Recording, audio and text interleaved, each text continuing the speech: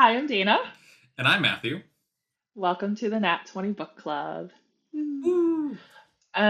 We read Ship of Spells by H. Leighton Dixon, which Matt has a pretty copy of it there. I got it from the library, so I've already returned it. But Matthew, I will let you give a little synopsis of what the book's about, since this was your pick for a buddy read. Yes. This book, it follows the main character named Ensign Honor Wren. She's the main lead, and she is on her first deployment with the Navy when her ship gets attacked by pirates, and she gets scooped up by a privateer ship. Um, and this whole world knows of this really special privateer called the Touchstone, which is a ship of spells, hence the title of the book, where basically everyone on board the ship is able to do magic of some kind. Whereas most normal ships have a few members that have like the job of mage, which is what the role that she had.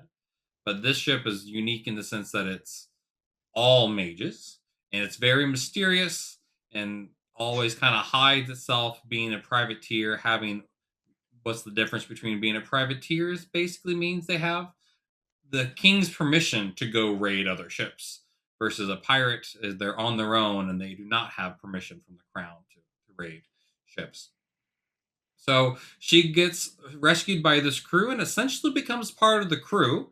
Not without its ups and downs. I think they try to throw her off a couple times because she is a very strong, I should say headstrong individual who can't follow orders of anybody, even though she's literally the one of the lowest ranks that you can have, especially as an officer. Essentially, the main conflict is that there is a group of people from beyond what they call the dead wall or the dread wall, which is a reverse waterfall, and they are, I guess, the best way to describe it as like an elf kind of people who come over and are much more powerful, and they also have their type of magic, and they've been for the last 10, 20, 30 years wreaking havoc, coming through holes in the wall. And this ship's mission is to basically repair the hole in that wall. Rin is all aboard of following this captain until she realized the captain is also of one of these race, and she thinks of the captain as the enemy. She realizes later that he's not the enemy. There's love involved. There's a sassy ship who um, tries to kill her at one point, but then they become like sisters. It's interesting. There's a whole lot, and if you're looking at Dana's face, it's because Dana, did you finish this book? No, I did not. So a lot of things I'm saying Dana has never heard of before. Well, I just didn't get to that point in the plot. So it was specifically the part where you said they went from, the ship and our main character like hating each other to becoming sisters. I was like, that's a twist from Yes, where I ended in the book, anyways. That's yes. interesting. But They became much closer. Uh, Rin thought the ship was referring to her when she was saying sisters. We find out it's actually different ships that the touchstone was referring to, and the reason why this ship is so magical, and it's because the captain, um, here Thanavar, was raised by this ship when it wasn't a ship but still a tree. And when the tree was cut down, it was then by the enemy race of this book. It was then turned into a bunch of ships, and Kier has been going back and salvaging all the wood from these ships to try to bring the touchstone back home to the mystical island of basically their creation myth. And so that was the kind of the subplot. He wanted to reclaim as much wood as he can of the tree that raised him and also patch the holes in the wall. Yes, is Dana? that the tree that got like burned down? Yes. Or cut Okay. down? Yes. Yeah, yeah. Okay. I was like, as you were saying that, I was like, that was a really big tree, and then I was like, oh wait, I I get okay. It's all coming together now. So So if you're interesting. wondering like why we're already kind of diving into some of the discussion topics, is because that's pretty much the entire plot. There's some treachery involved. There's a navy ship that's chasing them that has a bad grief with um here the captain. You find out the first mate, spoiler alert, is also the crown prince. All sorts of fun, good madness. Um, it's a very simple book.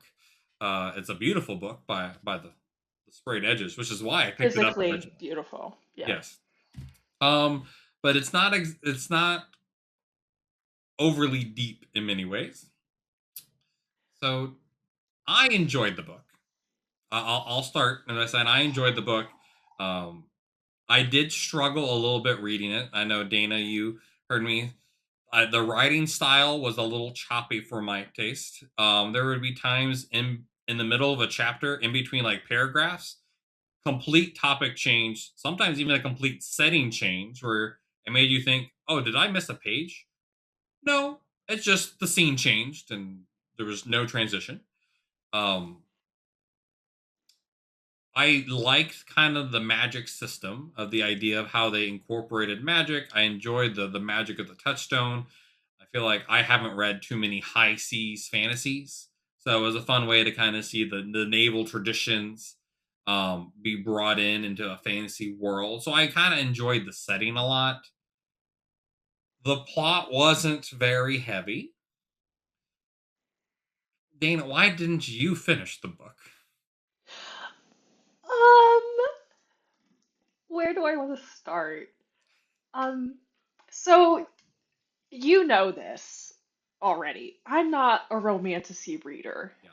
If you've seen our last video about Accomplice to the Villain, I had very strong opinions about that book. Um, and I've tried to read a couple romantasies since then, and they just don't work for me usually. And Hmm. I think it's because I don't like the two genres to blend. I like my fantasy to be like fantasy, and then I like my romances to just be a romance. Sure. Because when they get blended, I found that I usually find one or the other lacking. Either the fantasy element, it just doesn't work, or it's Hmm. not fully fleshed out enough Hmm. um, for me, or the romance is like in this one. Just not developed. Um, don't like the characters, don't understand the connection, things like that. So, Yeah, I get that. The yeah. romance in this book is basically she found the captain attractive, and thus she likes him. Yeah, yeah, it was very just pure physical attraction. Hmm. Um, and I stopped reading at about the 45% mark. So it Okay, was about halfway. So I gave it a good good good shot. shot. And it's like a it's a lengthy book. It's not like short. So it was a good like 200 pages, I think. Yeah, the Um, book's just shy of 400 pages. yeah. And I agree with you, Matt. Like it was pretty choppy. Um, I kind of felt like I was getting like whiplash sometimes, Hmm.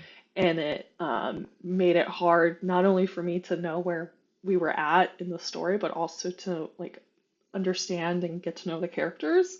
Yeah, Like I couldn't tell you any of the character names other than Ren, the main one, yeah, the main female lead, and I did not like her. I found her extremely unlikable. yeah. I don't think you were Um, supposed to like Ren. yeah, well, okay. You can have unlikable characters. There was like no redeeming quality for her for me though. Like I didn't understand her desire to get away from her mom and join the Navy. Like that wasn't fleshed out. Maybe it was in that last half of the book. I didn't get there. Obviously, because I A little stopped. bit. She was very shallow. Um, like it just seemed like she just was thinking about having sex with any attractive person that she saw, Yeah, and a lot of her inner monologues that we got were about like, oh, I used to hook up with a lot of people in the past, blah blah blah, and I'm like, and then the never last till morning. Yeah. yeah, My expression was, "Oh, so you missed the part where she ends up having to go. Her mom gets on the touchstone with her." Oh, of course. So Yeah, the yeah. mom also So, making the jabs of like, "Are you betting the captain? Like, you need to pick that up fast. You can't let someone of such power weasel through your fingertips." I mean, get your bag, I guess, but Mhm. Mom was okay. very much power hungry, and Okay, so that is explored. Well, I didn't mhm, care to get yeah, there. So, and then yeah, it's just um the world wasn't my favorite either. I didn't feel like maybe it's because I wasn't reading it very closely, I'll be honest. Especially as I got to like the 25 to 30% mark, I was like kind of skimming. So I wasn't I'm not sure I fully understood like the magic system very well. yeah. I didn't really understand motivations for, a lot of the conflicts between um, the people on the touchstone versus um, The Navy other ship. Navy ships, yeah, and things like that. I was starting to get some of it right around that 40% mark, but at that point I was just like, You were this checked isn't, out. yeah, like I don't feel compelled to keep reading this. There are other things that I want to read. Hmm. So I threw in the towel. I agree. I felt like there was a lot of potential with this book. There's like it could Yeah. have explored a lot of things. Because while the romance really, it's there because it's there.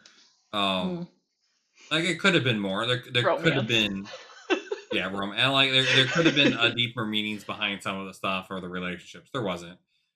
They could explored certain aspects of the plot more.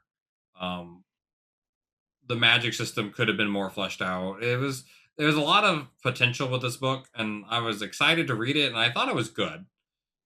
It's not great. I'm not surprised. Dana, I don't know if you've ever finished a book that I've recommended.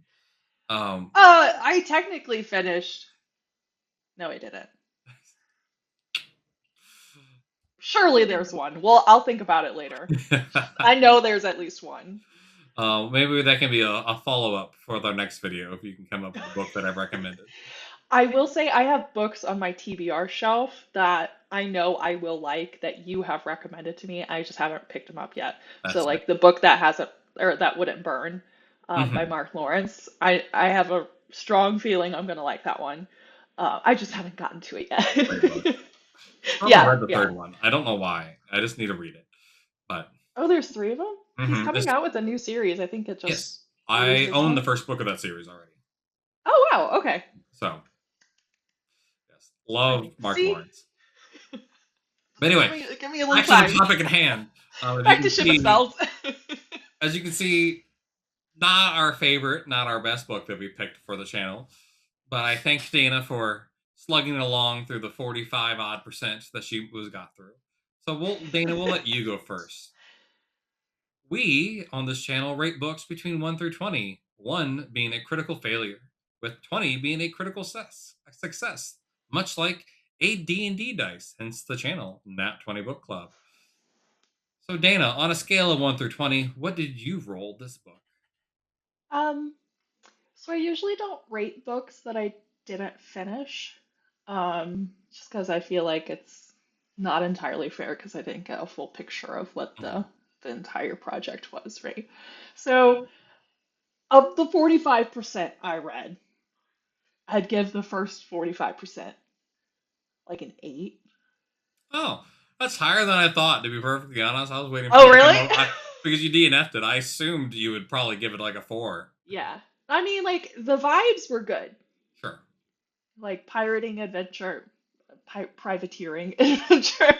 Like the vibes were cool, and like the Dreadwall, and the elves on the other side. I forget what their actual race name is called, but it just reminded me of like Game of Thrones, Sure. the Wall in the North. Um, Obviously, I like Game of Thrones way better, but anyways, like the vibes were there. Yeah. So for vibes alone, I'll give it an 8. So for me, um, I've been thinking about it. It's probably I'm gonna go with 11. Oh wow. It's Okay. it's not very high. Like I really struggle with the choppiness and the whiplash as you described it in the book. Um, Hmm.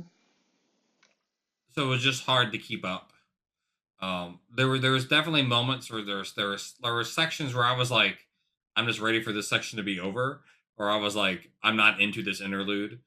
Um, and I'm like, I felt like I could skip large chunks of it and not miss any part of the story. Which is sad. It was just sad because I was like, I had, like I said, so high expectations, so I would give it an 11.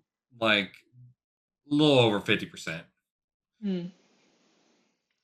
Well, at least it's pretty, right? At least it's pretty. It will look very pretty on my shelf. If a book two ever comes out, because it does end on probably not necessarily a cliffhanger, but clearly like a lot of unresolved stuff that easily could be a makes it a duology or a trilogy or something. We'll see if I get Yeah. the second one. Yeah, I thought it was gonna be a series of some sort. I don't know if it'll be two or three or what, but I think it could have just been a novella and been fine. Anyways,